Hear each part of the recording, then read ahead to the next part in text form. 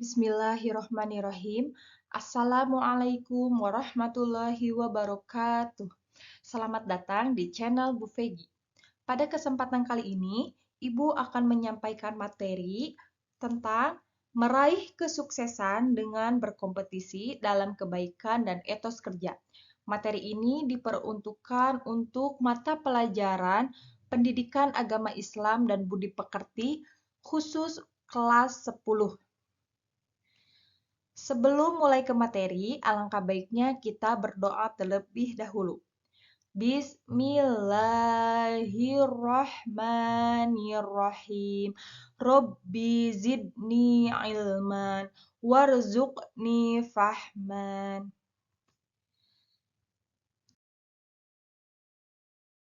Adapun materinya adalah yang pertama, membaca Quran Surat Al-Maidah ayat 48 tentang kompetisi dalam kebaikan. A'udzu billahi minasyaitonir rajim. Wa anzalna ilaikal kitaba bil haqqi musaddiqan lima baina yadayhi minal kitabi wa muhaimina alaihi. Fahkum bainahum bima anzalallah. Wala tattabi' ahwa'ahum amma ja'aka minal haqq. Likullin ja'alna minkum syir'atan wa minhaja. Walau sya'allahu laja'alakum ummatan wahidatan walakin liyabluwakum fima atakum. Fastabiqul khairat. Ilallahi marji'ukum jami'an fayunabbi'ukum bima kuntum fihi takhtalifun. Selanjutnya adalah menganalisis hukum bacaan tajwid Quran Surat Al-Maidah ayat 48. Yang pertama adalah ada lafaz wa anzalna ilaika. Nah, itu disebut dengan mad jaiz munfasil. Mengapa? Karena ada mad tabi'i bertemu hamzah pada lafaz berbeda. Bagaimana cara membacanya? Cara membacanya itu adalah dibaca panjang 5 harokat. Kemudian yang kedua musaddiqul lima. Nah, itu disebut dengan idgham bila gunah. Mengapa disebut dengan idgham bila gunah? Karena ada huruf tanwin bertemu dengan huruf lam. Bagaimana cara membacanya? Cara membacanya adalah dengan memasukkan huruf tanwin qaf ke dalam huruf lam tanpa disertai dengung. Kemudian yang ketiga muhaiminana alaihi. Nah, itu ada hukum bacaan izhar. Karena ada fathah tanwin bertemu dengan huruf ain. Bagaimana cara membacanya? Cara membacanya itu adalah huruf yang berharokat tanwin dibaca jelas tanpa disertai dengan dengung. Kemudian yang keempat ada lafaz amma ja'aka. Nah, itu disebut dengan mad wajib muttasil. Karena ada mad tabi'i bertemu dengan huruf hamzah pada lafaz yang sama. Bagaimana cara membacanya? Cara membacanya adalah dibaca 4-5 harokat. Kemudian ada ja'alna, itu disebut dengan mad tabi'i karena ada fathah diikuti huruf alif di mana dibaca 2 harokat. Selanjutnya adalah terjemahan Quran Surat Al-Maidah ayat 48. Dan kami telah turunkan kepadamu Al-Quran dengan membawa kebenaran, membenarkan apa yang sebelumnya, yaitu kitab-kitab yang diturunkan sebelumnya, dan batu ujian terhadap kitab-kitab yang lain itu. Maka putuskanlah perkara mereka menurut apa yang Allah turunkan, dan janganlah kamu mengikuti hawa nafsu mereka dengan meninggalkan kebenaran yang telah datang kepadamu. Untuk tiap-tiap umat di antara kamu, maka berikan aturan dan jalan yang terang. Sekiranya Allah menghendaki, niscaya kamu dijadikannya satu umat saja. Tetapi Allah hendak menguji kamu terhadap pemberiannya kepadamu. Maka berlomba-lombalah berbuat kebajikan, hanya kepada Allah lah kembali kamu semuanya, lalu diberitahukannya kepadamu apa yang telah kamu perselisihkan itu. Selanjutnya adalah Asbabun Nuzul Quran Surat Al-Maidah ayat 48. Asbabun Nuzul itu adalah sebab turunnya ayat Al-Quran. Nah, jadi sebenarnya tidak ada sebab khusus yang melatar belakangi turunnya Quran Surat Al-Maidah ayat 48. Kemudian surat Al-Maidah itu termasuk golongan surat Madaniyah. Yang dimaksud dengan surat Madaniyah itu adalah surat yang turun setelah hijrahnya Nabi ke Madinah. Menurut riwayat Imam Ahmad, ayat ini turun saat Nabi Shallallahu Alaihi Wasallam sedang menunggang unta. Bagian paha unta tersebut hampir saja patah karena sangat beratnya wahyu yang diterima oleh Nabi Muhammad Shallallahu Alaihi Wasallam. Ibnu Abbas menjelaskan bahwa surat Al-Maidah ayat 48 turun berkenaan dengan peristiwa ahli kitab yang meminta keputusan kepada Rasulullah Shallallahu Alaihi Wasallam atas persoalan yang sedang mereka hadapi. Pada awalnya Nabi Muhammad Shallallahu Alaihi Wasallam diberi dua pilihan, yakni memutuskan persoalan mereka atau mencari solusi di dalam kitab mereka masing-masing. Namun, Allah Subhanahu wa taala menurunkan ayat ini sebagai petunjuk bagi Nabi Muhammad Shallallahu alaihi wasallam atas pertanyaan ahli kitab tersebut. Nah, selanjutnya adalah tafsir Quran surat Al-Maidah ayat 48. Menurut tafsir Al-Misbah, yang pertama adalah Al-Quran itu hak atau kebenaran. Maksudnya itu adalah hak atau kebenaran dalam kandungannya, cara turunnya, maupun yang mengantarnya turun, yaitu malaikat Jibril. Kemudian yang kedua, kitab Al-Quran membenarkan kitab-kitab sebelumnya, yakni kitab Taurat yang diturunkan kepada Nabi Musa, kitab Zabur yang diturunkan kepada Nabi Daud, dan kitab Injil yang diturunkan kepada Nabi Isa alaihi salam. Dalam hal ini, Al-Quran adalah muhaimin terhadap kitab-kitab terdahulu, karena ia menjadi saksi atas kebenaran kandungan kitab-kitab terdahulu. Kemudian, yang ketiga, kitab Al-Quran menjadi pengawas, pemelihara, penjaga kitab-kitab terdahulu, dan juga menjadi tolak ukur kebenaran terhadapnya, serta menjadi saksi untuk keabsahannya. Dalam kedudukannya sebagai pemelihara, Al-Quran memelihara dan mengukuhkan prinsip ajaran ilahi yang bersifat universal dan mengandung kemaslahatan abadi bagi umat manusia sepanjang masa. Kemudian poin yang keempat, Allah Subhanahu wa taala memerintahkan agar menjadikan Al-Quran sebagai pedoman hidup. Kemudian yang kelima, tiap-tiap umat memiliki aturan yang akan menuntunnya menuju kebahagiaan abadi. Yang keenam, Allah Subhanahu wa taala menjadikan syariat Nabi Muhammad Shallallahu alaihi wasallam penyempurna syariat para nabi terdahulu. Dan yang ketujuh, umat Islam diperintahkan untuk berlomba-lomba dengan sungguh-sungguh dalam berbuat kebaikan. Kemudian, materi ada hadis tentang berkompetisi dalam kebaikan. Ana Abi Hurairah radhiyallahu anhu anna Rasulullah sallallahu alaihi wasallam qala Badiru bil a'mali sholihati fasatakunu fitanuna qaqita'il lailil mudlimi. Yasbihur rajulu mu'minan wa yumsi kafiran wa yumsi mu'minan wa yusbihu kafiran yabi'u dinahu bi'aradin minad dunya.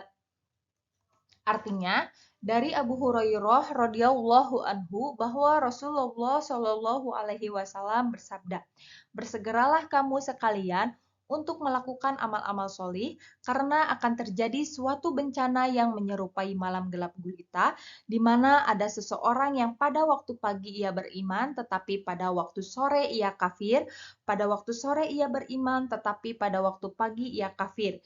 Ia rela menukar agamanya dengan sedikit keuntungan dunia." Selanjutnya, menerapkan perilaku kompetisi dalam kebaikan. Yang pertama, yang bisa kita lakukan itu adalah mengawali dengan basmalah atau mengucapkan bismillahirrahmanirrahim. Mengapa? Agar kita diberikan kemudahan, kelancaran, dan keberkahan. Doa itu merupakan kekuatan spiritual yang akan mendorong untuk berusaha maksimal hingga amal tersebut paripurna. Di samping itu, ada nilai pahala atas amal yang dilakukan dengan rasa ikhlas. Kemudian yang kedua, melakukan dengan penuh semangat. Nah, jadi kita itu bersikap optimis dan semangat akan membuat seseorang menjadi yakin mampu mengerjakan amal kebaikan dengan tuntas. Lebih dari itu, tumbuh rasa senang dan bahagia karena telah berhasil menyelesaikan sebuah amal kebaikan. Yang ketiga adalah menjaga konsistensi atau istiqomah dalam mengamalkan kebaikan. Karena kualitas dari amal kebaikan akan semakin meningkat apabila kita melakukannya dengan konsisten. Tiap hari akan ada pengalaman baru untuk perbaikan kualitas amal pada hari berikutnya dan masa yang akan datang. Kemudian mempelajari ilmu yang terkait dengan peningkatan kualitas amal kebaikan. Antara ilmu dan amal itu merupakan satu kesatuan. Ilmu tanpa amal ibarat pohon tidak berbuah. Demikian pula beramal tanpa ilmu akan mengakibatkan amal tersebut tertolak. Menambah bekal ilmu dapat kita lakukan dengan belajar di lembaga pendidikan formal maupun non-formal. Yang kelima adalah membiasakan bekerja bersama-sama atau melibatkan banyak orang. Nah, dalam hal ini bukan berarti mengabaikan amaliyah yang sifatnya pribadi ya, tetapi keterlibatan banyak orang dalam suatu amal kebaikan akan membuat nilai amal tersebut semakin baik karena akan semakin banyak manfaat dan kemaslahatan yang dapat dirasakan oleh masyarakat luas. Lebih dari itu, akan memperkuat tali silaturahmi dan memperkokoh persatuan dan kesatuan bangsa. Dan yang keenam adalah mengamati, meniru, dan memodifikasi amal kebaikan yang telah dilakukan oleh orang lain. Nah, hal ini akan memudahkan dan memotivasi kita dalam beramal soleh karena sudah dicontohkan oleh orang lain, maka harus ada usaha untuk meningkatkan kualitas amal tersebut agar lebih baik dan nilai manfaatnya menjadi lebih besar. Nah, kemudian manfaat perilaku kompetisi dalam kebaikan. Yang pertama, memperoleh ridho Allah Subhanahu wa Ta'ala. Allah Subhanahu wa Ta'ala akan memberikan pahala kepada kita apabila kita melakukan pekerjaan dengan ikhlas. Kesuksesan tertinggi bukanlah sukses duniawi, tetapi kesuksesan tertinggi adalah ridho dari Allah Subhanahu wa Ta'ala. Kemudian yang kedua, menjadi manusia yang bermanfaat. Karena manusia terbaik adalah manusia yang mampu menebar manfaat dan kemaslahatan sebesar-besarnya kepada masyarakat. Nilai sebuah kebaikan akan berlipat ganda jika mampu memberikan manfaat yang besar untuk masyarakat luas. Yang ketiga, mempercepat penyelesaian pekerjaan. Keinginan untuk menyelesaikan pekerjaan ini didasari oleh motivasi untuk menyelesaikan pekerjaan lainnya. Apabila menunda suatu pekerjaan, maka pekerjaan yang lain ikut terbengkalai. Di samping itu, ada kompetitor yang memicu peningkatan kinerja. Yang keempat, termotivasi untuk menjadi lebih baik. Nah, saat kita berkompetisi dengan pihak lain, maka akan tumbuh keinginan untuk menjadi yang paling unggul. Tentunya hal ini membutuhkan persiapan yang matang. Meskipun hasil akhirnya belum tentu sebagai pemenang, tetapi sudah berhasil menunjukkan kemampuan terbaik yang dimiliki, merupakan prestasi tersendiri yang patut diapresiasi. Kemudian yang kelima, menjadi pribadi yang disiplin dan bertanggung jawab. Keinginan untuk menjadi yang terbaik harus diikuti dengan sikap disiplin dan tanggung jawab. Keduanya merupakan modal utama meraih kesuksesan dalam sebuah kompetisi. Dan terakhir, mempererat hubungan antar sesama. Nah, pesaing itu bukan musuh yang harus dikalahkan, tetapi merupakan rekan kerja dalam berkompetisi secara sehat. Pekerjaan yang dilakukan secara bersama-sama akan mempererat tali persaudaraan di antara sesama. Peran serta dan keterlibatan masing-masing individu dalam satu kelompok akan semakin memperkuat jalinan hubungan kekeluargaan. Nah, itu tadi adalah pembahasan tentang kompetisi dalam kebaikan. Selanjutnya, kita akan memahami tentang etos kerja. Adapun dalam materi etos kerja, yang pertama kita membaca terlebih dahulu Quran Surat At-Taubah ayat 105. Mari kita baca bersama-sama. A'udzu billahi minasyaitonir rajim. Wa qul i'malu fasayarallahu 'amalakum wa rasuluhu wal mu'minun. Wasaturaduna ila alimil ghaibi wasyahadati fayunabbi'ukum bima kuntum ta'malun. Mari kita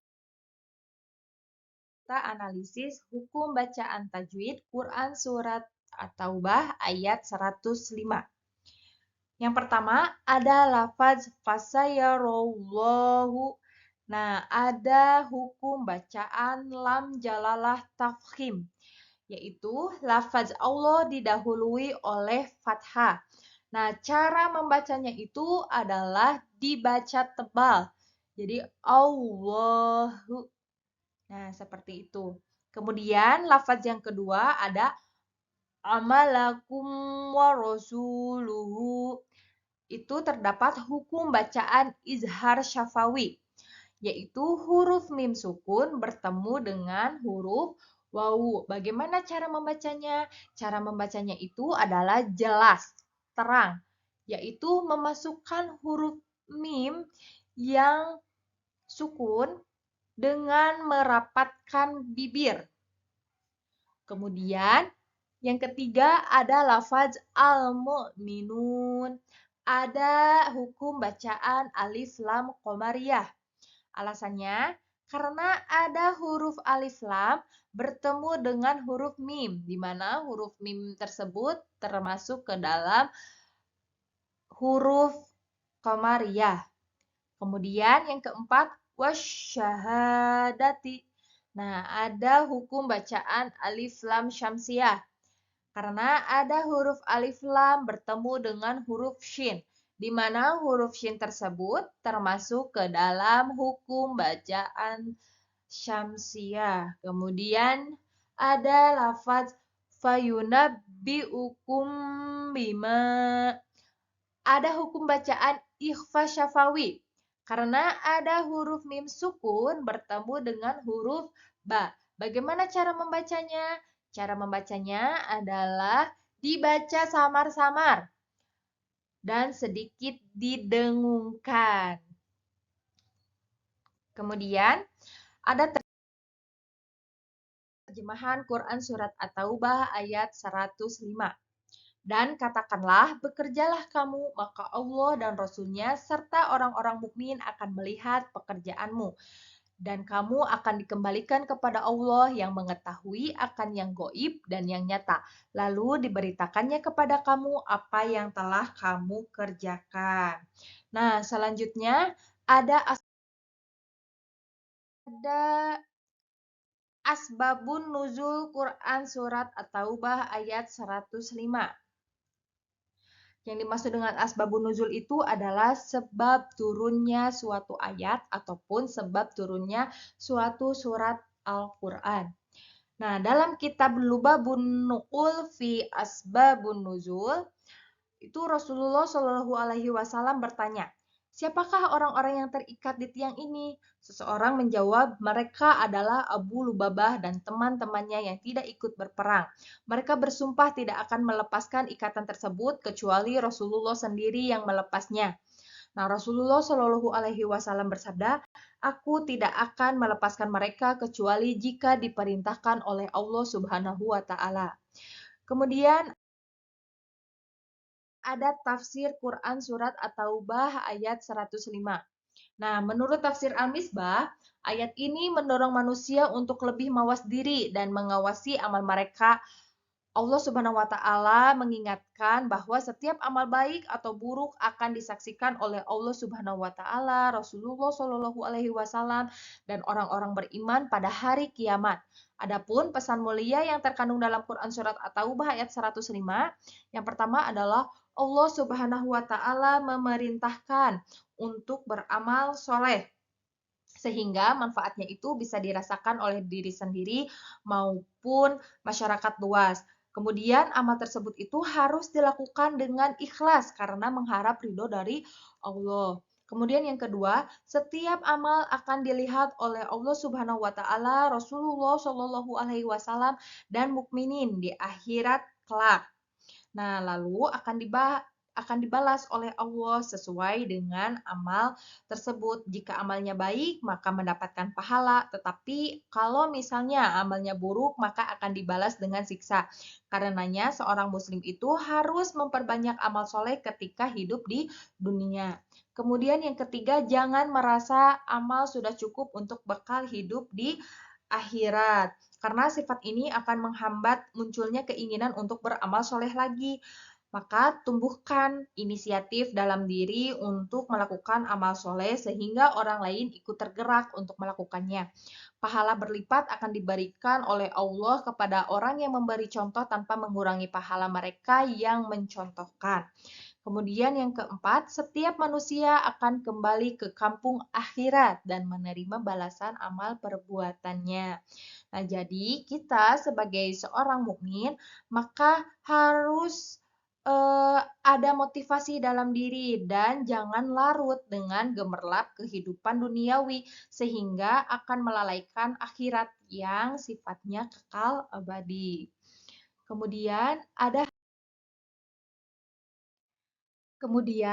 hadis etos kerja. An Abi Abdillah Zubair bin Awam radhiyallahu anhu qala qala Rasulullah sallallahu alaihi wasallam la an yakhudha ahadukum ahbulahu thumma ya'tiyal jabala fayatiya bi huzmatin min hatabin ala dhuhrihi fayabi'aha fayakufallahu biha wajhahu khairul lahu min ayyas'alan nasa a'tauhu au mana'auhu. Artinya dari Abu Abdullah Az-Zubair bin Al-Awwam radhiyallahu anhu berkata Rasulullah Shallallahu alaihi wasallam bersabda, sungguh sekiranya salah seorang di antara kamu sekalian mengambil beberapa utas tali, kemudian pergi ke gunung dan kembali dengan memikul seikat kayu bakar dan menjualnya, di mana dengan hasil itu Allah mencukupkan kebutuhan hidupnya, maka itu lebih baik baginya daripada ia meminta-minta kepada sesama manusia, baik mereka memberi ataupun tidak memberinya. Nah, Kemudian ada tujuan kerja. Yang pertama, meraih ridho Allah. Bekerja dalam Islam itu bukan hanya memenuhi kebutuhan jasmani saja, tetapi untuk menghambakan diri kepada Allah Subhanahu wa Ta'ala dan mencari ridho Allah Subhanahu wa Ta'ala. Kemudian, yang kedua, ada menolak kemungkaran. Nah, kemungkaran itu bisa terjadi pada orang yang menganggur. Mengapa? Karena ada bisikan hawa nafsu dan syahwat yang dapat menjerumuskannya ke dalam kemungkaran. Seseorang yang mengisi waktunya untuk bekerja berarti telah berhasil menghalau sifat malas dan menghindari dampak negatif pengangguran. Kemudian yang ketiga, kepentingan amal sosial. Nah, jadi Islam itu mengajarkan umatnya untuk beramal sosial atau secara bahasanya itu untuk bersedekah sesuai kemampuan yang dimiliki. Bagi seorang muslim yang bekerja, kemudian tenaga dan hasil pekerjaannya dapat digunakan untuk bersedekah. Kemudian yang keempat, memberi nafkah keluarga. Nah, yang dimaksud dengan memberi nafkah keluarga itu contohnya adalah seorang suami sebagai kepala keluarga itu memiliki kewajiban memberikan nafkah lahir maupun batin untuk keluarganya. Untuk memberikan kehidupan yang layak kepada anak dan istrinya, maka seorang suami itu harus rajin bekerja keras. Kemudian ada cara meningkatkan etos kerja. Caranya yang pertama adalah membuat skala prioritas untuk segera diselesaikan. Jadi memilih dan menentukan pekerjaan yang akan diselesaikan dalam waktu dekat itu akan meringankan beban pikiran. Karena pikiran yang terlalu berat itu bisa menghambat terselesaikannya sebuah pekerjaan. Kemudian yang kedua, meningkatkan semangat, pengetahuan, dan keterampilan yang menunjang pekerjaan. Jadi pengetahuan yang luas dan mendalam tentang hal-hal yang terkait dengan pekerjaan akan sangat menunjang bagi peningkatan etos kerja. Lebih dari itu, kalau misalnya memiliki keterampilan atau disebut dengan skill dan semangat tinggi, itu akan semakin meningkatkan kualitas dan kuantitas hasil pekerjaannya. Kemudian yang ketiga, memberi motivasi kepada rekan kerja. Banyak faktor yang memengaruhi turunnya motivasi untuk meraih sukses. Di antaranya adalah muncul rasa malas yang tidak diketahui dari mana asalnya. Hal ini dapat diatasi dengan saling memberi motivasi di antara teman. Maka dari itu, semua teman akan memiliki semangat untuk maju dan sukses secara bersama-sama dalam meraih cita-cita. Kemudian yang keempat, menciptakan suasana kerja yang nyaman. Suasana nyaman itu akan tercipta apabila masing-masing individu tidak mudah menyalahkan orang lain. Jadi sebaliknya, lebih banyak mawas diri. Membiasakan diri untuk menyapa sambil menampar senyuman kepada teman akan membuat hati senang dan bahagia. Dengan demikian, suasana belajar di dalam kelas akan terasa menyenangkan. Dan yang kelima adalah melibatkan teknologi canggih.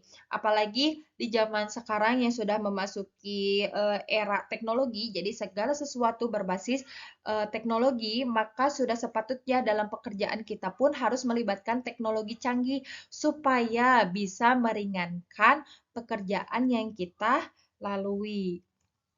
Kemudian ada manfaat etos kerja.